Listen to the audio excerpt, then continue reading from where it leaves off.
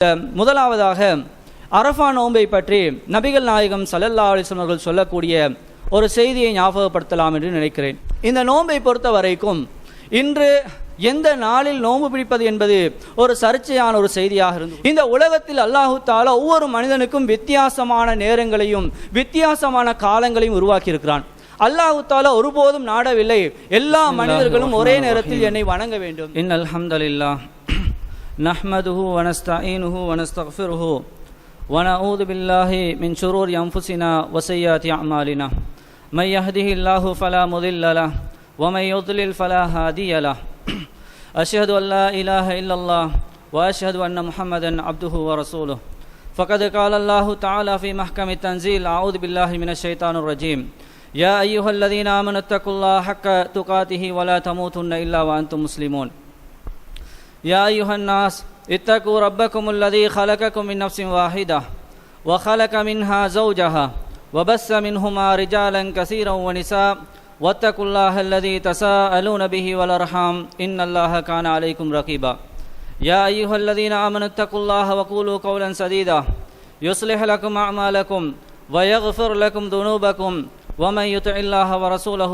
فقد فاز فوزا عظيما فإن أصدق الحديث كتاب الله وخير الهدي هدي محمد صلى الله عليه وسلم وشر الأمور محدثاتها إن كل محدثة بدعة وكل بدعة ضلالة وكل ضلالة في النار أما بعد அளவற்ற அருளாளனும் நிகரற்ற அன்புடையோனுமாகிய அகிலங்களின் இரட்சகனான அல்லாஹ்வின் திருப்பெயர் கொண்டு ஆரம்பம் செய்கின்றேன். சலாத்தும் சலாமும் இறுதி தூதர் நபிகள் நாயகம் ஸல்லல்லாஹு அலைஹி வஸல்லம் அன்னவர்கள் மீதும் அன்னாரின் வாழ்க்கை வழிகாட்டுதல்களை எடுத்து நடந்த உத்தம சஹாபாக்கள் நல்லடியார்கள் அனைவர்கள் மீதிலும் உண்டாகட்டுமாக என்று வேண்டியவனாய் புனிதமான ஜுமாவுடைய கடமையை நிறைவேற்றுவதற்காக வேண்டி அல்லாஹுடைய மஸ்ஜிதில் ஒன்றுகளும் இருக்கும் அன்புள்ள இஸ்லாமிய சகோதரர்களே, அல்லாஹுவின் நல்லடியார்களே, அல்லாஹும் அல்லாஹுடைய தூதர் ஸல்லல்லாஹு அலைஹி வஸல்லம் அவர்களும் இவ்வுலகினது மறுமையினதும் வெற்றிக்காக வேண்டி எவைகளை எடுத்து நடக்குமாறு கட்டளை பிறப்பித்தார்களோ அவைகளை முடிந்தளவு எடுத்து நடக்குமாறும் எவைகளை விட்டும் தவிர்ந்து கொள்ளுங்கள் என்று தடை விதித்தார்களோ அவைகளை விட்டு முற்றுமுழுதாக தவிர்ந்து கொள்ளுமாறு முதலில் எனக்கும் அப்பால் உங்களுக்கும் நான் வசியத் செய்து கொள்கிறேன். அன்பார்ந்த இஸ்லாமிய சகோதரர்களே, அல்லாஹுவின் நல்லடியார்களே, இந்த குத்பா பிரசங்கத்திலே நாம் ஒரு மிக சிறந்த ஒரு மாதமாகிய துல்ஹஜ் மாதத்திலே இருந்து கொண்டிருக்கிறோம். இஸ்லாம் சிறப்பான நாட்கள் என்று சொல்லக்கூடிய இந்த துல்ஹஜ்ஜுடைய ஆரம்ப 10 நாட்களில் ஒரு நாளிலே நாங்கள் இருந்து கொண்டிருக்கிறோம். இந்த சந்தர்ப்பத்திலே துல்ஹஜ் மாதம் என்றால் நபி இப்ராஹிம் அலைஹிஸ்ஸலாம் அவர்களுடைய வாழ்க்கையினுடைய தியாகங்கள் எங்களுடைய நினைவுக்கு வருவதுண்டு. அந்த அடிப்படையிலே நபி இப்ராஹிம் அலைஹிஸ்ஸலாம் அவர்களுடைய வாழ்க்கையின் சில படிப்பினைகளை ஞாபகப்படுத்துவது பொருத்தம் என்று நினைக்கின்றேன். நபி இப்ராஹிம் அலைஹிஸ்ஸலாம் அவர்களை பொறுத்த வரைக்கும் அல்லாஹு தஆலா சூரத்துன் நஹ்ல் என்ற அத்தியாயத்திலே நபி இப்ராஹிம் அலைஹிஸ்ஸலாம் அவர்களை சுருக்கமாக 2 வசனத்தில் அல்லாஹ் தெளிவாக சொல்கிறான். இன்ன இப்ராஹிம கான உம்மத்தன், நிச்சயமாக இப்ராஹிம் அலைஹிஸ்ஸலாம் அவர்கள் ஒரு சமுதாயம் என்று அல்லாஹ் வர்ணிக்கிறான். ஒரு தனி நபராக இருந்து ஒரு சமுதாயம் செய்யக்கூடிய பணியை நபி இப்ராஹிம் அலைஹிஸ்ஸலாம் அவர்கள் செய்ததனால் அல்லாஹ் குர்ஆனிலே உம்மத் என்று வர்ணிக்கிறான். கானிதன் லில்லாஹி, அவர் அல்லாஹ்வுக்கு வழிபட்டவராக இருந்தார். ஹனீஃபன், நேர்மையானவராக இருந்தார். வலம் யகு மினல் முஷ்ரிகீன், அவர் இணை வைப்பாளர்களில் ஒருவராக இருக்கவில்லை என்று அல்லாஹ் ஒரு வசனத்திலே சொல்லிவிட்டு அடுத்த வசனத்திலே அல்லாஹ் சொல்கிறான், ஷாக்கிரன் லி அன்உமிஹி, இந்த இப்ராஹிம் அலைஹிஸ்ஸலாம் அவர்கள் அல்லாஹ் கொடுத்த அருட்கொடைகளுக்கு நன்றி செலுத்தக்கூடிய ஒரு மனிதராக இருந்தார். எனவே வஹதாஹு இஜ்தபாஹு வஹதாஹு இலா சிராத்தி முஸ்தகீம், அல்லாஹு தஆலா இப்ராஹிம் அலைஹிஸ்ஸலாம் அவர்களை தேர்வு செய்து அவருக்கு நேரான பாதையை காட்டினான் என்று அல்லாஹ் குர்ஆனில் தெளிவாக சொல்கிறான். அப்ப இப்ராஹிம் அலைஹிஸ்ஸலாம் அவர்களை பொறுத்த வரைக்கும் ஒரு தனி நபராக இருந்து ஒரு சமுதாயம் செய்யக்கூடிய ஒரு பணியை செய்து அவர் அல்லாஹ்வுக்கு கட்டுப்பட்டவராக அல்லாஹ்வுடைய எல்லா ஏவல்களையும் நடைமுறைப்படுத்திய ஒரு அடியானாக வாழ்ந்தார்கள் என்பதை அல்லாஹ் குர்ஆனிலே தெளிவாக சொல்கிறான். அன்பார்ந்த இஸ்லாமிய சகோதரர்களே, இந்த இப்ராஹிம் அலைஹிஸ்ஸலாம் அவர்கள் இளமை பருவத்திலிருந்து இஸ்லாமிய கொள்கை தெளிவானதற்கு பிறகு முதலாவதாக தன்னுடைய தந்தையை பார்த்து இவ்வாறான சிலை வணக்கங்களை செய்யக்கூடாது, இது ஒரு வழிகேடு என்பதை தெளிவுபடுத்துகிறார்கள்.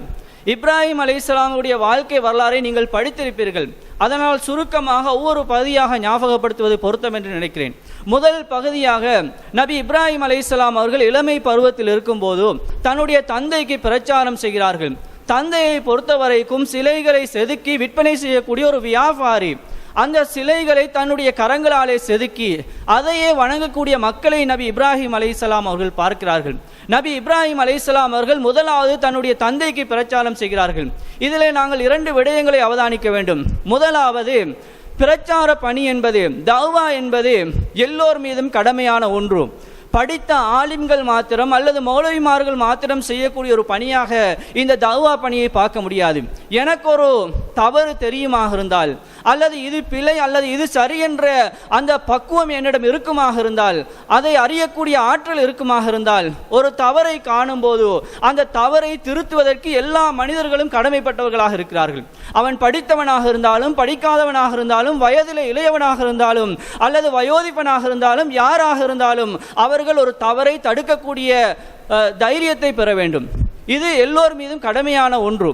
இரண்டாவது விஷயம், நபி இப்ராஹிம் அலைஹிஸ்ஸலாம் அவர்கள் தன்னுடைய பிரச்சாரத்தை வீட்டிலிருந்து ஆரம்பிக்கிறார்கள். அல்லாஹ் நபி முஹம்மது ஸல்லல்லாஹு அலைஹி வஸல்லம் அவர்களுக்கு வஹியை அறிவித்ததற்கு பின்னால் 3 வருடங்கள் இரகசியமாக பிரச்சாரம் செய்கிறார்கள். அந்த இரகசிய பிரச்சாரத்துக்கு பிறகு அல்லாஹு தஆலா வஅன்திர் அஷீரத்தக்கல் அக்ரபீன், நபியே உம்முடைய நெருங்கிய உறவினர்களுக்கு நீங்கள் அச்சமூட்டி எச்சரிக்கை செய்யுங்கள் என்ற வசனத்தை அருளி தன்னுடைய குடும்பத்துக்கு முதலாவது பிரச்சாரம் செய்யுமாறு ஏவுகிறார்கள். அந்த அடிப்படையில் நபி இப்ராஹிம் அலைஹிஸ்ஸலாமுடைய வாழ்க்கையிலிருந்து நாங்கள் பெறக்கூடிய படிப்பினை என்ன தெரியுமா? முதலாவது, எங்களுடைய வீட்டுக்குள் நாங்கள் திருத்த வேண்டும். வீட்டிலே மனைவி பிள்ளைகள் என்று எல்லோரையும் நாங்கள் இஸ்லாத்தின்பால் அழைக்க வேண்டும். கொள்கையை தெளிவாக சொல்ல வேண்டும். அவர்கள் ஏற்பது ஏற்காதது அல்லாஹ்வுடைய கரத்திலே உள்ள விஷயம். அது யாருக்கு அல்லாஹ் ஹிதாயத்தை கொடுக்க வேண்டும் நாடினானோ அவர்களுக்கு அல்லாஹ் கொடுப்பான். அப்படி இல்லை என்றால் நிச்சயமாக அந்த ஹிதாயத் நாங்கள் எவ்வளவுதான் சொன்னாலும் அவர்களுக்கு கிடைக்காது. அதே போன்று ஒரு மனிதனை தீர்மானிக்கின்ற விஷயம், இன்றைக்கு சாதாரணமாக ஒரு வைத்து ஒரு பிள்ளை தீர்மானிக்கப்படும். சில நேரம் ஒரு பிள்ளை மோசமானவனாக இருப்பான். அவனை வைத்து இவனுடைய பெற்றோர்களும் இப்படித்தான் என்று ஒரு தீர்மானம் சொல்லக்கூடிய சமூகம் இருக்கிறது. நபி இப்ராஹிம் அலைஹிஸ்ஸலாமுடைய வாழ்க்கையில் இதிலும் எங்களுக்கு ஒரு படிப்பினை இருக்கிறது. நபி இப்ராஹிம் அலைஹிஸ்ஸலாமுடைய தந்தை வழிகேட்டில் இருந்தாலும் அந்த வழிகேட்டை வைத்து அவருடைய மகனுக்கு அந்த வழிகேடன் என்ற பட்டத்தை நாங்கள் சுமத்த முடியாது. இதுபோன்றுதான் ஒவ்வொரு மனிதனும். சில நேரம் ஒரு மனிதர் 5 நேரம் தொழக்கூடிய ஒரு மனிதராக இருப்பார். ஆனால் அவருடைய பிள்ளைகள் அதுக்கு மாற்றமாக இருக்கும். இதை வைத்து பிள்ளையை வைத்து தந்தையை தீர்மானிக்கவும் முடியாது, தந்தையை வைத்து பிள்ளையை தீர்மானிக்கவும் முடியாது என்பதை நபி இப்ராஹிம் அலைஹிஸ்ஸலாத்துடைய வரலாறு எங்களுக்கு ஒரு படிப்பினையை சொல்கிறது. ஏனைய நபிமார்களுடைய வாழ்க்கையில் பார்க்கிற பொழுது நபி நூஹ் அலைஹிஸ்ஸலாம் அவர்கள் தன்னுடைய மகனை இஸ்லாத்தின்பால் அழைக்க முடியாமல் போனது. நபி லூத் அலைஹிஸ்ஸலாம் அவர்களால் தன்னுடைய மனைவியை இஸ்லாத்தின்பால் அழைக்க முடியாமல் போனது. நபி முஹம்மது ஸல்லல்லாஹு அலைஹி வஸல்லம் அவர்களால் தன்னுடைய தஅவா பணிக்கு மிகவும் உறுதுணையாக இருந்த தன்னுடைய தந்தையின் சகோதரரான அபூ தாலிபை இஸ்லாத்தின்பால் அழைக்க முடியாமல் போனது. இப்படி ஒவ்வொருவரை நாங்கள் பார்க்கலாம். எனவே அன்பான இஸ்லாமிய சகோதரர்களே, ஹிதாயத் என்பது அல்லாஹ்வுடைய கரத்தில் உள்ளது. ஆனால் நாங்கள் முயற்சிக்க வேண்டியது கடமை என்பதை நபி இப்ராஹிம் அலைஹிஸ்ஸலாம் அவருடைய வாழ்க்கை எங்களுக்கு ஒரு படிப்பினையை சொல்லித் தருகிறது. அடுத்த விஷயமாக, நபி இப்ராஹிம் அலைஹிஸ்ஸலாம் அவர்களை பொறுத்தவரைக்கும் அல்லாஹு தஆலா குர்ஆனிலே சொல்கிறான், தஅவா பணிகள் என்பது எப்படி இருக்க வேண்டும். அல்லாஹ் குர்ஆனிலே சொல்கிற பொழுது உது இலா சபீலி ரப்பிக பில் ஹிக்மதி வல் மௌஇலத்தில் ஹசனா, அல்லாஹ்வுடைய அந்த வழியின்பால் நீங்கள் மக்களை, நேர்வழியின்பால் மக்களை ஹிக்மத்தை கொண்டும் நுட்பத்தை கொண்டும் மௌஇலத்துல் ஹசனா அழகிய உபதேசத்தை கொண்டும் நீங்கள் அலையுங்கள் என்று அல்லாஹ் குர்ஆனிலே சொல்கிறான். நபி இப்ராஹிம் அலைஹிஸ்ஸலாம் அவர்கள் இந்த பணியை சரியாக செய்தார்கள். எந்த அளவுக்கு என்றால், சூரியனை வணங்கக்கூடிய மக்களுக்கு மத்தியிலே சென்று அந்த சூரிய வணக்கம் பிழை என்பதை சுட்டி காட்டினார்கள். சந்திரனை வணங்கக்கூடிய மக்களிடம் போய் சந்திர வணக்கம் ஏன் பிழையானது என்பதை தெளிவுபடுத்தினார்கள். நட்சத்திரங்களை வணங்கக்கூடிய மக்களிடம் அது பற்றிய தெளிவை கொடுத்தார்கள். இது பற்றி அதே போன்று சிலைகள் வணங்கக்கூடிய சமுதாயத்திடம் போய் அந்த சிலைகளை எல்லாம் மக்கள் இல்லாத நேரத்திலே நபி இப்ராஹிம் அலைஹிஸ்ஸலாம் அவர்கள் உடைத்துவிட்டு மக்கள் எல்லாம் திருவிழா சென்று வந்ததற்கு பின்னால் மக்கள் விசாரிக்கிறார்கள், இந்த சிலைகளை யார் உடைத்ததென்று. நபி இப்ராஹிம் அலைஹிஸ்ஸலாம் அவர்கள் அந்த இடத்திலே நுட்பமான முறையில் பதில் சொல்கிறார்கள், நீங்கள் இந்த சிலைகளை உடைத்தது யார் என்று இருக்கின்ற பெரிய சிலையிடம் கேட்டு பாருங்கள் என்று மக்களிடம் சொல்கிறார்கள். அந்த நேரத்திலே மக்கள் சொல்கிறார்கள், இப்ராஹிமே, இந்த சிலைகளுக்கு பேச முடியாது, கேட்க முடியாது என்று உனக்கு தெரியும் தானே என்று அந்த மக்கள் பதில் சொன்ன பொழுது நபி இப்ராஹிம் அலைஹிஸ்ஸலாம் அவர்கள் சொன்னார்கள், இதே கொள்கையைத்தான் நான் உங்களுக்கு சொல்கிறேன். கேட்க முடியாத, பேச முடியாத ஒன்றை நீங்கள் வணங்கக்கூடாது என்ற அந்த கொள்கையை நுட்பமான முறையிலே பிரச்சாரம் செய்தார்கள். அந்த நாட்டினுடைய அரசன் ஒரு கொடுங்கோலன். அவன் தான் ரப்பு, என்னைத்தான் மக்கள் வணங்க வேண்டும் என்று சொல்லிக் கொண்டிருந்தவன். இவனிடம் போய் நபி இப்ராஹிம் அலைஹிஸ்ஸலாம் அவர்கள் சொல்கிறார்கள், என்னுடைய ரப்பு யார் தெரியுமா? என்னுடைய ரப்பு உயிர்ப்பித்து மரணிக்க செய்யக்கூடியவன் என்று நபி இப்ராஹிம் அலைஹிஸ்ஸலாம் அவர்கள் சொன்ன பொழுது அந்த மன்னன் தன்னுடைய 2 பணியாட்களை அழைத்து அவர்களில் ஒருவரை கொலை செய்துவிட்டு ஒருவரை உயிரோடு விட்டு விடுகிறார். நபி இப்ராஹிம் அலைஹிஸ்ஸலாத்தை பார்த்து சொல்கிறார், நானும் உயிர்ப்பிப்பவன், மரணிக்க செய்பவன் என்று அந்த மன்னன் வாதாடுகிறான். நபி இப்ராஹிம் அலைஹிஸ்ஸலாம் அவர்கள் செய்த நுட்பமான தாவாவை பாருங்கள். நபி இப்ராஹிம் அலைஹிஸ்ஸலாம் அவர்கள் என்ன சொன்னார்கள் தெரியுமா? என்னுடைய ரப்பு யார் தெரியுமா? அவன் கிழக்கிலே சூரியனை உதிக்கச் செய்து மேற்கிலே மறையச் செய்கின்றான். உன்னால் முடியுமாக இருந்தால் சூரியனை மேற்கிலே உதிக்கச் செய்து கிழக்கிலே மறையச் செய் என்று நபி இப்ராஹிம் அலைஹிஸ்ஸலாம் அவர்கள் அந்த அரசனோடு வாதிட்ட வரலாறுகளை அல் குர்ஆன் சொல்லி காட்டுகிறது. அன்பார்ந்த இஸ்லாமிய சகோதரர்களே, அல்லாஹ் குர்ஆனிலே சொல்கிறான், ஃபபுஹிதல்லதி கஃபர், நிராகரித்த அந்த காஃபிர் வாயடைத்து போனான் என்று அல்லாஹ் குர்ஆனிலே சொல்கிறான். அன்பார்ந்த இஸ்லாமிய சகோதரர்களே, அப்ப தஅவா பணிகள் என்பது நாங்கள் நுட்பமான முறையிலும் அழகான உபதேசத்தை கொண்டும் தஅவா செய்ய வேண்டும் என்று இஸ்லாம் வலியுறுத்துகிறது. ஆனால் இன்றைக்கு தஅவா களங்கள் எல்லாம் ஒருவரை விமர்சனம் செய்வதும், அடுத்த மனிதர்களை ஏசுவதும், அல்லது அவர்களுடைய உள்ரங்கமான விஷயங்களை வெளிக்கொண்டு வந்து அவரை சமூகத்துக்கு முன்னால் கேவலப்படுத்துவதைத்தான் இன்றைய தஅவா களங்கள் செய்து கொண்டிருக்கிறது. இதனால் தான் சமுதாயம் மிக மோசமான ஒரு நிலையை அடைந்து கொண்டிருக்கிறது என்பதை நாங்கள் புரிந்து கொள்ள வேண்டும். நபிமார்களுடைய இந்த தஅவாவினுடைய நுணுக்கங்களை நாங்கள் அறிந்து செய்வோமாக இருந்தால் நிச்சயமாக எல்லா மனிதர்களும் நல்லெண்ணம் கொள்ளக்கூடிய ஒரு சூழ்நிலை தான் உருவாகும் என்பதை இந்த செய்திகள் நமக்கு தெளிவாக சொல்லி காட்டுகிறது. அதே போன்று நபி இப்ராஹிம் அலைஹிஸ்ஸலாம் அவர்கள் எந்த சோதனை வந்தாலும், எந்த கஷ்டம் வந்தாலும், ஹஸ்புனல்லாஹு வ நிஅமல் வக்கீல், எங்களுக்கு அல்லாஹ்வே போதுமானவன் என்ற அந்த நிலையோடு இருந்தார்கள். இது ஒரு மோமினுடைய உள்ளத்திலே எப்பொழுதும் இருக்க வேண்டிய ஒரு பண்பாடு. எங்களுக்கு கஷ்டங்கள் வரும், பிரச்சனைகள் வரும், துன்பங்கள் வரும், எல்லாமே எங்களுடைய வாழ்க்கையில் வரத்தான் செய்யும். வராத மனிதன் யாருமே இருக்க முடியாது. பிரச்சனைகள் வருகிற பொழுது பொறுமையை மேற்கொண்டு எங்களுக்கு அல்லாஹ் இருக்கிறான், எனக்கு அல்லாஹ் போதுமானவன், என்னுடைய இந்த பிரச்சனையை அல்லாஹ் தீர்த்து வைப்பான், என்னை அல்லாஹ் பாதுகாப்பான் என்ற அந்த நம்பிக்கை ஒவ்வொரு மனிதனுடைய உள்ளத்திலும் ஆழமாக பதிய வேண்டும். நபி இப்ராஹிம் அலைஹிஸ்ஸலாம் அவர்களை அந்த சமுதாயம் நெருப்பிலே தூக்கி எறிய முற்படுகிறது. இந்த நேரத்திலே ஒரு சாதாரண ஒரு மனிதனுடைய நிலைப்பாடு எப்படி இருக்கும்? இந்த நெருப்பிலே நான் வீழ்ந்து விட்டால் எரிந்து சாம்பலாகி விடுவேன், இதற்கு பின்னால் என்னால் உயிரோடு வாழ முடியாது, என்னுடைய கடைசி நேரம் என்றெல்லாம் மனிதன் சிந்திக்கக்கூடிய தருணம். நபி இப்ராஹிம் அலைஹிஸ்ஸலாம் அவர்களுடைய வார்த்தைகள் மனதிலே ஆழமாக பதிந்தது. என்னோடு அல்லாஹ் இருக்கிறான், என்னை அல்லாஹ் பாதுகாப்பான் என்ற அந்த நம்பிக்கை அவர்களை அந்த நெருப்புக்கு அல்லாஹ் கட்டளையிடுகிறான். யானார் கூனி பர்தம் வசலாமன் அலா இப்ராஹிம் என்று கட்டளையிடக்கூடிய அளவுக்கு அவர்களுடைய ஈமான் பலமானதாக இருந்தது. எனவே அன்பா அந்த இஸ்லாமிய சகோதரர்களே, நபி இப்ராஹிம் அலைஹிஸ்ஸலாத்துடைய இந்த செய்தி எங்களுக்கு எதை சொல்கிறது என்றால், எங்களுடைய வாழ்க்கையிலே பிரச்சனைகள், கஷ்டங்கள் வருகிற பொழுது சில நேரம் பொருளாதார பிரச்சனைகள் வரலாம், சில நேரம் வியாபாரங்களில் நஷ்டங்கள் ஏற்படலாம், சில நேரங்களில் நெருங்கிய உறவுகளை நாங்கள் இழக்கலாம். இப்படி எந்த சூழ்நிலை வந்தாலும் எங்களோடு அல்லாஹ் இருக்கிறான் என்று நாங்கள் பொறுமையை மேற்கொள்வோமாக இருந்தால் நிச்சயமாக எங்களுக்கு அல்லாஹ் பல வகைகளிலும் உதவிகளை செய்வான் என்பதை நாங்கள் ஒவ்வொருவரும் இந்த நபி இப்ராஹிம் அலைஹிஸ்ஸலாம் அவர்களுடைய வாழ்க்கையிலிருந்து நாங்கள் ஒரு படிப்பினையாக எடுத்துக்கொள்ள வேண்டும். அதேபோல் அன்பார்ந்த இஸ்லாமிய சகோதரர்களே, அல்லாஹ்வின் நல்லடியார்களே, நபி இப்ராஹிம் அலைஹிஸ்ஸலாம் அவர்களுடைய வாழ்க்கையிலே அவங்க சமுதாயத்துக்கு பிரச்சாரம் செய்கிறாங்க. ஆனால் மக்கள் யாருமே அவர்களை ஏற்றுக்கொள்ளவில்லை. நபி இப்ராஹிம் அலைஹிஸ்ஸலாத்துடைய தந்தை சொல்கிறார், நீ இந்த பிரச்சார பணியை விட்டுவிடவில்லை என்றால் உன்னை நான் கல்லால் எறிந்து கொலை செய்வேன் அல்லது இந்த ஊரை விட்டும் துரத்தி விடுவேன் என்று எச்சரிக்கை செய்யக்கூடிய அளவுக்கு நபி இப்ராஹிம் அலைஹிஸ்ஸலாம் அவர்களுடைய நிலைமை இருந்தது. இந்த நேரத்திலே நபி இப்ராஹிம் அலைஹிஸ்ஸலாம் அவர்களும் அவருடைய மனைவியையும் அவர்களுடைய சகோதரருடைய மகன் லூத் அலைஹிஸ்ஸலாம் அவர்களை தவிர வேறு யாருமே இஸ்லாத்தை ஏற்ற நிலையில் இருக்கவில்லை. நபி இப்ராஹிம் அலைஹிஸ்ஸலாம் அவர்கள் இந்த ஊரிலே பிரச்சாரம் செய்ய முடியாது, இந்த மக்கள் ஏற்றுக்கொள்ள மாட்டார்கள் என்ற ஒரு சூழ்நிலையை அடைந்த பொழுது அந்த ஊரை விட்டும் வெளியூருக்கு பிரயாணம் மேற்கொள்கிறார்கள். அன்பார்ந்த சகோதரர்களே, இதில் இன்னொரு செய்தி எங்களுக்கு ஒரு பாடம் சொல்லித் தருகிறது. என்னவென்றால், நாம் ஒரு பகுதியிலே வாழ்கிறோம். எங்களுடைய வீட்டு சூழல்கள், எங்களுடைய ஊர் சூழல்கள் நாங்கள் ஒரு சிறந்த சமூகமாக வாழ்வதற்கு ஏற்றதாக இருக்க வேண்டும். ஒருவேளை நாங்கள் வாழக்கூடிய சூழல் எங்களுடைய பிள்ளைகளை வளர்ப்பதற்கு தடையாக இருக்கிறது. உதாரணமாக, எங்களுடைய வீடு ஒரு இடத்துல இருக்கிறது, எங்களை வீட்டை சூழ வாழ்பவர்கள் எல்லாம் போதையோடு தொடர்பானவர்களாக இருக்கிறார்கள், அல்லது நாகரிகம் இல்லாதவர்களாக இருக்கிறார்கள், அல்லது மோசமான பழக்கமுடையவர்களாக இருக்கிறார்கள் என்றால் எங்களுடைய பிள்ளைகளை நாங்கள் பாதுகாக்க வேண்டும். எங்களுடைய பிள்ளைகளை பாதுகாப்பதாக இருந்தால் அந்த சூழலை நல்ல சூழலாக மாற்ற வேண்டும். அந்த சூழலை நல்ல சூழலாக மாற்ற முடியாவிட்டால் அந்த இடத்திலிருந்து நாங்கள் இன்னொரு இடத்துக்கு நகர்ந்து செல்ல வேண்டிய ஒரு கட்டாயம் இருக்கிறது. எனவே நபி இப்ராஹிம் அலைஹிஸ்ஸலாம் அவர்களை பொறுத்த வரைக்கும் அந்த பகுதியிலே இஸ்லாத்தை நிலைநாட்ட முடியாது, கொள்கையை சொல்ல முடியாது என்ற ஒரு நிலை வந்தபோது அவர்கள் அந்த ஊரை விட்டும் வெளியேறி சென்றார்கள்.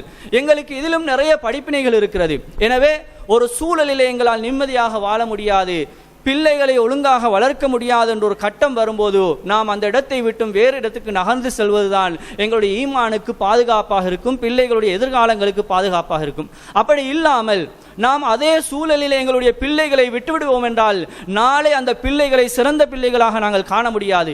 அங்கு போதையோடு அடிமைப்பட்ட பிள்ளைகளாக அல்லது மோசமான பழக்கங்களோடு தொடர்பான பிள்ளைகளாகத்தான் அந்த பிள்ளைகளை நாங்கள் பெற்றுக்கொள்ள முடியும் என்பதை எங்களுக்கு வரலாறு சொல்லித் தருகிறது. எனவே அன்பார்ந்த இஸ்லாமிய சகோதரர்களே, எங்களுடைய சூழலை மாற்ற வேண்டிய ஒரு தேவை இருக்கிறது.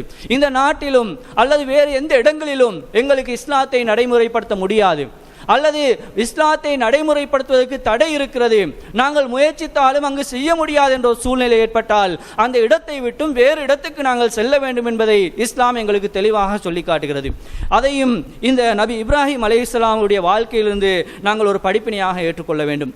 அதேபோல் அன்பார்ந்த இஸ்லாமிய சகோதரர்களே, அல்லாஹ்வின் நல்லடியார்களே, இந்த உலகத்திலே நாங்கள் வாழும் பொழுதும் நபி இப்ராஹிம் அலைஹிஸ்ஸலாம் அவர்கள் செய்த பணிகளை ஞாபகப்படுத்த கடமைப்பட்டிருக்கிறோம். நபி இப்ராஹிம் அலைஹிஸ்ஸலாம் அவர்கள் ஒவ்வொரு பணிகளை செய்யும் பொழுதும் தன்னுடைய எதிர்கால சந்ததிகளுக்காக வேண்டி பிரார்த்தனை செய்தார்கள்.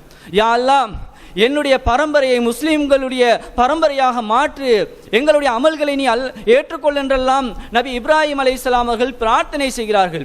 ஏனென்றால் நாங்களும் ஒரு விஷயத்தை செய்யும் பொழுது கட்டாயமாக அவதானிக்கணும், எந்த நல்ல காரியத்தை செய்வதாக இருந்தாலும் இது அடுத்தவர்களுக்கு பயனளிக்க வேண்டும் என்ற நோக்கத்தோடு தான் நாங்கள் அதை செய்ய வேண்டும் என்பதை இப்ராஹிம் அலைஹிஸ்ஸலாம் அவர்களுடைய வரலாறு எங்களுக்கு அழகாக சொல்லி காட்டுகிறது. அதே போல நபி இப்ராஹிம் அலைஹிஸ்ஸலாம் அவர்களை பொறுத்த வரைக்கும் அல்லாஹ் எந்த கட்டளை பிறப்பித்தாலும் அதற்கு அவர்கள் மாற்றம் செய்யவில்லை. நபி இப்ராஹிம் அலைஹிஸ்ஸலாத்துக்கு அல்லாஹ் கட்டளை பிறப்பிக்கிறான், தாவா பணியை மேற்கொள்ளுமாறு அல்லாஹ் சொல்கிறான். கொடுங்கோல் ஆட்சியாளன், தாவா பணி அவனிடம் போய் இந்த இஸ்லாமிய பிரச்சாரத்தை செய்ய வேண்டும்.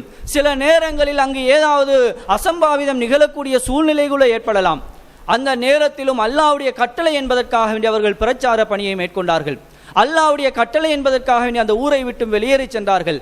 அல்லாஹ்வுடைய கட்டளை என்பதற்காக வேண்டி தன்னுடைய மனைவியையும் தன்னுடைய அதாவது வயோதிப பருவத்தில் கிடைத்த அந்த குழந்தையையும் தன்னந்தனிமையாக விட்டுவிட்டு வந்தார்கள். நபி இப்ராஹிம் அலைஹிஸ்ஸலாம் அவர்களுக்கு அல்லாஹ் கொடுத்த மிகப்பெரிய ஒரு சோதனை, அவர்களுக்கு குழந்தை பாக்கியம் இருக்கவில்லை, வயோதிபத்தை அடைந்து விட்டார்கள்.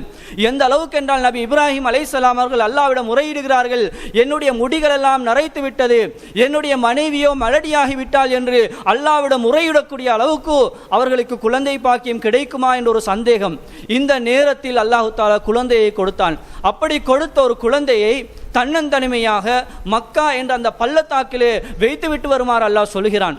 தன்னுடைய மனைவியையும் பிள்ளையையும் அல்லாஹ்வுடைய கட்டளை என்பதற்காக வேண்டி கொண்டு போய் வைத்தார்கள். தன்னுடைய அல்லாஹ்வுடைய கட்டளை என்பதற்காக வேண்டி தன்னுடைய மகனை அறுக்க துணிந்தார்கள். அல்லாஹ்வுடைய கட்டளை என்பதற்காக வேண்டி தன்னுடைய மனைவியையும் மகனையும் மக்காவிலே விட்டுவிட்டு அவர்கள் பிரச்சார பணிக்காக வெளியே சென்றார்கள் என்ற வரலாறுகளை நாங்கள் பார்க்கிறோம். அன்பார்ந்த இஸ்லாமிய சகோதரர்களே, அவர்கள் ஏன் இந்த தியாகத்தை செய்ய வேண்டும்? அல்லாஹ்வுடைய கட்டளை, அல்லாஹ் எதையும் பொறுப்பேற்றுக் கொள்வான் என்ற அந்த சிந்தனை அவர்களுடைய உள்ளத்தில் இருந்தது. எனவே எங்களுடைய வாழ்க்கையிலும் அல்லாஹ்வுடைய கட்டளை என்று வருகிற பொழுதோ நிச்சயமாக அந்த கட்டளைக்கு நாங்கள் மாற்றம் செய்யக்கூடாது. அது எந்த கட்டளையாக இருந்தாலும் எங்களால் முடிந்த அளவு, சில நேரங்களுடைய மனசு கஷ்டமாக இருந்தாலும் துன்பம் தரக்கூடிய நிலையாக இருந்தாலும் அல்லாஹ்வுடைய கட்டளை என்று வருகிற பொழுதோ அதுக்கு நாம் ஒருபோதும் மாறு செய்யக்கூடாது. அப்படி நாங்கள் மாறு செய்யாமல் வாழ்ந்தால் நிச்சயமாக அல்லாஹு தாலா எங்களுக்கு பல அருள்களை அள்ளி கொட்டுவான் என்பதை இஸ்லாமிய வரலாறு நபி இப்ராஹிம் அலைஹிஸ்ஸலாம் அவருடைய வாழ்க்கையில் எங்களுக்கு சொல்லித் தருகிறது. அதேபோல் அன்பார்ந்த இஸ்லாமிய சகோதரர்களே, அல்லாஹ்வின் நல்லடியார்களே, எந்த விஷயமாக இருந்தாலும் நபி இப்ராஹிம் அலைஹிஸ்ஸலாம் அவர்கள் அல்லாஹ்விடம் பிரார்த்தனை செய்வார்கள். நபி இப்ராஹிம் அலைஹிஸ்ஸலாம் அவர்களும் அவருடைய மனைவி அன்னை சாரா அவர்களும் அந்த ஊரை விட்டும் வெளியூருக்கு செல்கிறார்கள். அந்த நேரத்திலே ஒரு பகுதியை கடந்து செல்ல வேண்டும், ஒரு நாட்டை கடந்து செல்ல வேண்டும். அந்த நாட்டிலே மிகப்பெரிய ஒரு கொடுங்கோல் ஆட்சியாளன் இருக்கிறான். அவன் எப்படி என்றால், அந்த ஊருக்கு எந்த பெண்கள் எல்லாம் வருகிறார்களோ அந்த பெண்களோடு விபச்சாரம் செய்வான், தவறான முறையில் நடப்பான். இந்த நேரத்திலே ஒருவர் கணவன் மனைவியாக வந்தால் கணவனை கொலை செய்துவிட்டு மனைவியோடு தவறாக நடப்பான். அப்படியான ஒரு மிக மோசமான ஒரு மன்னன். இப்பொழுது நபி இப்ராஹிம் அலைஹிஸ்ஸலாம் அவர்களும் அன்னை சாரா அவர்களும் அந்த பகுதிக்கு வருகிறார்கள். இவர்கள் வந்த செய்தி அரசனை கேள்விப்பட்டதும் அரசனுடைய பணியாட்கள் வருகிறார்கள். வந்து விசாரிக்கிற பொழுது நபி இப்ராஹிம் அலைஹிஸ்ஸலாம் அவர்கள் தன்னுடைய மனைவி என்ற அன்னை சாராவை சொல்லாமல் இவர் என்னுடைய சகோதரி என்று ஒரு பொய்யை சொல்கிறார். இதை சொன்னதனால அந்த நபி இப்ராஹிம் அலைஹிஸ்ஸலாம் அவர்களை உயிரோடு விட்டுவிட்டு பணியாட்கள் அன்னை சாராவை அரண்மனைக்கு அழைத்து செல்கிறார்கள். இந்த நேரத்திலே அரசன் தன்னோடு வரக்கூடிய எல்லா பெண்களோடும் தவறாக நடப்பவன் என்பதனால் அன்னை சாராவோடு தவறாக நடப்பதற்கு முயற்சிக்கிறான். நபி இப்ராஹிம் அலைஹிஸ்ஸலாம் அவர்கள் இந்த நேரத்தில் செய்த மிகப்பெரிய பணி என்ன தெரியுமா? அல்லாஹ்விடம் மன்றாடினார்கள், அல்லாஹ்விடம் பிரார்த்தனை செய்தார்கள். இந்த துன்பத்திலிருந்து கஷ்டத்திலிருந்து நீக்குமாறு அல்லாஹ்விடம் வேண்டினார்கள்.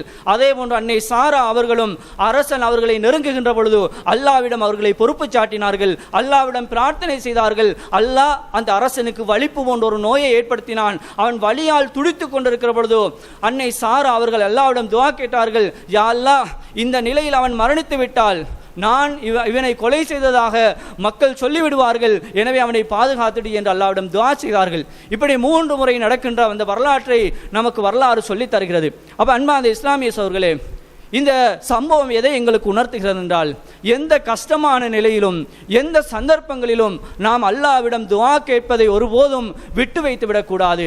எப்பொழுதுமே அல்லாஹ்விடம் மன்றாட வேண்டும், அல்லாஹ்விடம் பிரார்த்தனை செய்ய வேண்டும். அப்பொழுது நிச்சயமாக அல்லாஹு தஆலா எங்களுக்கு வரக்கூடிய அந்த நெருக்கடிகளை இல்லாமல் செய்து விடுவான். அந்த பிரார்த்தனையின் மூலமாக எங்களுடைய கஷ்டங்களை அல்லாஹ் நீக்குவான் என்பதை நபி இப்ராஹிம் அலைஹிஸ்ஸலாம் அவர்களுடைய வரலாறு எங்களுக்கு ஒரு படிப்பினையாக சொல்லி தந்திருக்கிறது. அதே போன்று அன்பார்ந்த இஸ்லாமிய சகோதரர்களே, அல்லாஹ்வின் நல்லடியார்களே, நபி இப்ராஹிம் அலைஹிஸ்ஸலாம் அவர்களுடைய வாழ்க்கையிலே இன்னொரு செய்தி மிக முக்கியமானது. நபி இப்ராஹிம் அலைஹிஸ்ஸலாம் அவர்கள் எப்போது பிரார்த்தனை செய்தாலும் தனக்கு ஒரு சாலிகான பரம்பரையை உருவாக்கு, தனக்கு ஒரு சாலிகான சமுதாயத்தை கொடுத்துவிடு என்று அல்லாஹ்விடம் அதிகமாக துஆ செய்வார்கள்.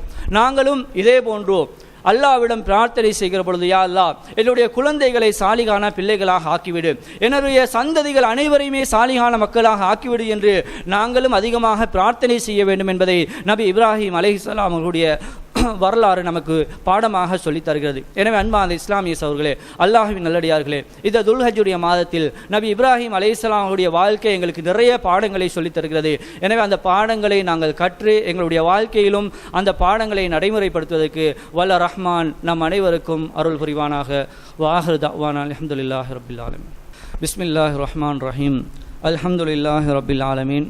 வஸ்ஸலாத்து வஸ்ஸலாமு அலா அஷ்ரஃபில் அன்பியா வல் முர்சலீன் வ அலா ஆலிஹி வ அஸ்ஹாபிஹி வ மன் சார அலா நஹ்ஜிஹி இலா யௌமித்தீன். அம்மா பாத். அன்பார்ந்த இஸ்லாமிய சகோதரர்களே, அல்லாஹ்வின் நல்லடியார்களே, நாமெல்லாம் புனிதமான இந்த மாதத்திலே இருந்து கொண்டிருக்கிறோம். இந்த சந்தர்ப்பத்திலே இன்ஷா அல்லாஹ் எதிர்வரும் ஞாயிற்றுக்கிழமை அரஃபாவுடைய நோன்பை நோட்க காத்து கொண்டிருக்கிறோம். அதே போன்று இன்ஷா அல்லாஹ் எதிர்வரும் திங்கட்கிழமை துல்ஹஜ்ஜுடைய அந்த ஈதுல் அல்ஹா ஹஜ்ஜு பெருநாளை கொண்டாடுவதற்காக நாங்கள் எல்லாம் தயாராகி கொண்டிருக்கிறோம். இந்த சந்தர்ப்பத்திலே முதலாவதாக அரஃபா நோன்பை பற்றி நபிகள் நாயகம் ஸல்லல்லாஹு அலைஹி வஸல்லம் அவர்கள் சொல்லக்கூடிய ஒரு செய்தியை ஞாபகப்படுத்தலாம் என்று நினைக்கிறேன். இந்த அரஃபா நோன்பை பொறுத்த வரைக்கும் நபிகள் நாயகம் ஸல்லல்லாஹு அலைஹி வஸல்லம் சொன்னார்கள், இந்த அரஃபா நோன்பை நீங்கள் நோட்பதனால் உங்களுடைய முன்னைய ஒரு வருடத்தினதும் பிந்தைய ஒரு வருடத்தினதும் சிறு பாவங்கள் மன்னிக்கப்படும் என்று நபிகள் நாயகம் ஸல்லல்லாஹு அலைஹி வஸல்லம் சொன்னார்கள். எனவே இந்த நோன்பை பிடிப்பதிலே எல்லோரும் அதற்கான தயார்படுத்தல்களை கட்டாயமாக செய்ய வேண்டும். ஏனென்றால் இந்த நோம்பின் மூலமாக எங்களுடைய முந்தைய பாவம் பிந்தைய ஒரு வருடத்தினுடைய பாவங்கள் மன்னிக்கப்படுவதனால் இது அதிக சிறப்பு வாய்ந்த ஒரு நோன்பாக இருந்து கொண்டிருக்கிறது. அதே போன்று இந்த நோன்பை பொறுத்த வரைக்கும் இன்று எந்த நாளில் நோன்பு பிடிப்பது என்பது ஒரு சர்ச்சையான ஒரு செய்தியாக இருந்து கொண்டிருக்கிறது. அதாவது இந்த நோன்பு ஹாஜிகள் ஒன்று கூடக்கூடிய அந்த நாளிலா நோக்க வேண்டும் அல்லது நாங்கள் பிறை கண்ட அடிப்படையிலா நோக்க வேண்டும் என்ற ஒரு பிரச்சனை இன்றைக்கு எல்லா பொதுமக்களிடமும் ஒரு கேள்வியாக இருந்து கொண்டிருக்கிறது. அன்பார்ந்த இஸ்லாமிய சகோதரர்களே, இதிலே நாம் ஒரு விடயத்தை மாத்திரம் கவனத்திற்கு கொண்டால் இந்த பிரச்சனைகள் எங்களுக்கு இருக்காது. அல்லாஹு தாலா உலகத்திலே ஒரு சூரியனை ஒரு சந்திரனை அல்லாஹ் படைத்திருக்கிறான். அந்த சூரியனும் சந்திரனும் தான் எங்களுக்கு நேரங்களையும் காலங்களையும் நிர்ணயிப்பதாக இருக்கிறது. அந்த சூரியனும் சந்திரனையும் அல்லாஹ் ஒன்றாக படைத்த அல்லாஹ் உலகத்தை ஒன்றாகத்தான் படைத்திருக்கிறான். நம் மனிதன் வாழக்கூடிய உலகம் ஒன்றாக இருக்கிறது. இந்த உலகத்தில் அல்லாஹு தாலா ஒவ்வொரு மனிதனுக்கும் வித்தியாசமான நேரங்களையும் வித்தியாசமான காலங்களையும் உருவாக்கி இருக்கிறான். அல்லாஹு தாலா ஒருபோதும் நாடவில்லை எல்லா மனிதர்களும் ஒரே நேரத்தில் என்னை வணங்க வேண்டும், எல்லா மனிதர்களும் ஒரே நேரத்திலே ஃபஜ்ர் தொழ வேண்டும், எல்லா மனிதர்களும் ஒரே நேரத்திலே ஜும்மா கடமையை நிறைவேற்ற வேண்டும் என்று அல்லாஹ் ஒருபோதும் நாடவில்லை. அது உலகத்திலே சாத்தியமில்லாத ஒரு விஷயம். எனவே நாங்கள் நினைப்போம் உலகத்திலே நாங்கள் எல்லோரும் ஒரே நேரத்தில் ஒரு இபாதத்தை ஒருபோதும் செய்ய முடியாது. எனவே அல்லாஹ் அப்படித்தான் அமைத்திருக்கிறான். நாங்கள் அதற்கேற்பத்தான் வாழ வேண்டும் என்று இன்றைக்கு சூழல் அமைக்கப்பட்டிருக்கிறது. பொதுவாக நாங்கள் ஒரு ஹதீஸை பார்க்கலாம். உதாரணமாக நபிகள் நாயகம் ஸல்லல்லாஹு அலைஹி வஸல்லம் சொல்கிறார்கள், ஒவ்வொரு இரவினுடைய கடைசி பகுதியிலும் அல்லாஹு தாலா அடிவானுக்கு இறங்குகிறான். ஒவ்வொரு இரவின் கடைசி பகுதியிலும் அல்லாஹ் அடிவானுக்கு இறங்குகிறான் என்றால் இலங்கை நாட்டு முறைப்படி இறங்குறானா அல்லது வேறு நாட்டு முறைப்படி இறங்குறானா என்று சொல்லி அந்த ஹதீஸை நாங்கள் விளங்க முற்பட முடியாது. நாங்கள் இருக்கக்கூடிய சூழலில் எந்த காலநிலை எந்த சூழல் இருக்கிறதோ அதற்கேற்பதான் அந்த ஹதீஸை நாங்கள் விளங்க வேண்டும். இதுபோன்று இந்த அரஃபாவுடைய நோன்பு என்பதும் நபிகள் நாயகம் ஸல்லல்லாஹு அலைஹி வஸல்லம் அவர்கள் ஹாஜிகள் அரஃபா தினத்தில் ஒன்று கூடக்கூடிய அந்த நிகழ்வை வைத்து இந்த நாளை தீர்மானிக்கவில்லை என்பதை இஸ்லாமிய வரலாறும் எங்களுக்கு தெளிவாக சொல்கிறது. துல்ஹஜ் அதாவது ஹிஜ்ரி 8ஆம் ஆண்டு மக்கா வெற்றி கொள்ளப்படுகிறது. ஹிஜ்ரி 9ஆம் ஆண்டு அபூபக்கர் ரலியல்லாஹு அன்ஹுடைய தலைமையின் கீழ் முதலாவது குழு ஹஜ் பயணத்தை மேற்கொள்கிறது. ஹிஜ்ரி 10ஆம் ஆண்டு நபி ஸல்லல்லாஹு அலைஹி வஸல்லம் தலைமையிலே இந்த ஹஜ் கடமையை நிறைவேற்றுவதற்காக வேண்டி ஒட்டுமொத்த சஹாபாக்களும் சென்ற நிகழ்வை நாங்கள் வரலாற்றிலே பார்க்கலாம். நபிகள் நாயகம் ஸல்லல்லாஹு அலைஹி வஸல்லம் அவர்கள் இந்த ஹஜ்ஜுடைய கடமையை நிறைவேற்றுவதற்கு முன்னால் உள்ள காலங்களில் இந்த அரஃபா நோன்பை நோற்ற வரலாறுகளை நாங்கள் பார்க்கிறோம். அப்படியாக இருந்தால் இந்த ஹாஜிகள் ஒன்று கூடக்கூடிய அந்த நிகழ்வை வைத்து நபிகள் நாயகம் ஸல்லல்லாஹு அலைஹி வஸல்லம் அவர்கள் இந்த நோன்பை நோற்றில்லை என்பதை நாங்கள் தெளிவாக விளங்குகிறோம். எனவே இந்த அடிப்படையை புரிந்து கொண்டாலே இந்த பிரச்சனைகள் எங்களிடம் இல்லாமல் போகும். அதேபோல் அன்பான இஸ்லாமிய சகோதரர்களே, இன்ஷா அல்லாஹ் எதிர்வரும் திங்கட்கிழமை நாங்கள் ஈதுல் அல்ஹா ஹஜ்ஜு பெருநாளை கொண்டாட இருக்கிறோம். இந்த ஹஜ்ஜு பெருநாளை பொறுத்த வரைக்கும் நபிகள் நாயகம் ஸல்லல்லாஹு அலைஹி வஸல்லம் அவர்கள் இந்த ஈதுல் ஃபித்ர் நோன்பு பெருநாளுக்காக செல்லும் போதோ ஏதாவது சாப்பிட்டு விட்டு நீங்கள் தொழும் திடலுக்கு செல்லுங்கள் என்று நபிகளார் வழிகாட்டினார்கள். அதே போன்று இந்த ஹஜ்ஜி பெருநாளுடைய தினமாக இருந்தால் நபிகள் நாயகம் ஸல்லல்லாஹு அலைஹி வஸல்லம் அவர்கள் எதனையும் சாப்பிடாமல் வெறும் வயிற்றோடு தொழும் திடலுக்கு செல்வார்கள். தொழும் திடலுக்கு சென்று இந்த தொழுகையை நிறைவேற்றியதற்கு பின்னால் நபிகள் நாயகம் ஸல்லல்லாஹு அலைஹி வஸல்லம் அவர்கள் செய்யக்கூடிய முதலாவது பணி இந்த உல்ஹியா பணியை மேற்கொள்வார்கள். அதற்கு பிறகுதான் அவர்களுடைய உணவு அமைந்திருக்கும் என்று நாங்கள் ஹதீஸ்களிலே பார்க்கிறோம். எனவே அன்பான இஸ்லாமிய சகோதரர்களே, அல்லாஹ்வின் நல்லடியார்களே, இந்த ஹஜ் பெருநாளுடைய தினத்திலே நாம் வெறும் வயிற்றோடு செல்வது நபிகள் நாயகம் ஸல்லல்லாஹு அலைஹி வஸல்லம் அவர்கள் காட்டி தந்த ஒரு சுன்னா என்பதை நாங்கள் விளங்கிக் கொள்ள வேண்டும். அதே போன்று இந்த ஹஜ் பெருநாளை பொறுத்தவரைக்கும் ஹஜ் பெருநாளுடைய தொழுகையை பொறுத்தவரைக்கும் நபிகள் நாயகம் ஸல்லல்லாஹு அலைஹி வஸல்லம் அவர்கள் நோன்பு பெருநாளுடைய இந்த தொழுகையை விட ஹஜ் பெருநாளுடைய இந்த தொழுகையை அவசரமாக முடிப்பார்கள் என்று புகாரியிலே வரக்கூடிய செய்தியிலே நாங்கள் பார்க்கிறோம். எனவே இந்த தினத்திலே நபிகள் நாயகம் ஸல்லல்லாஹு அலைஹி வஸல்லம் அவர்கள் தொழுகையும் உரையையும் சுருக்கமாக முடித்ததற்கு பின்னால் முதலாவது பணியாக அறுப்புக்கள் நடக்கக்கூடிய அந்த இடத்துக்கு சென்று முதலாவது இந்த உல்ஹியாவை நிறைவேற்றுவார்கள் என்பதை நாங்கள் பார்க்கிறோம். எனவே அன்பான இஸ்லாமிய சகோதரர்களே, உல்ஹியா கொடுக்க நியத்து வைத்திருப்பவர்கள் இந்த நாட்களிலே முடிகளை களைவதோ அல்லது நகங்களை வெட்டுவதையோ நபிகள் நாயகம் ஸல்லல்லாஹு அலைஹி வஸல்லம் அவர்கள் தடை செய்தார்கள். நீங்கள் எப்பொழுது உல்ஹியாவை கொடுக்கிறீர்களோ அந்த உல்ஹியாவை கொடுத்ததற்கு பின்னால் உங்களுடைய நகங்களை வெட்டுவதற்கும் உங்களுடைய முடிகளை களைவதற்கும் இஸ்லாம் அனுமதிக்கிறது என்பதையும் தெளிவாக விளங்கிக் கொள்ள வேண்டும். அதேபோல் அன்பான இஸ்லாமிய சகோதரர்களே, இந்த ஈதுல் அல்ஹாவுடைய இந்த தினத்திலே குறிப்பாக தியாகங்கள் நிறைந்த ஒரு நாள் என்பதற்காக வேண்டி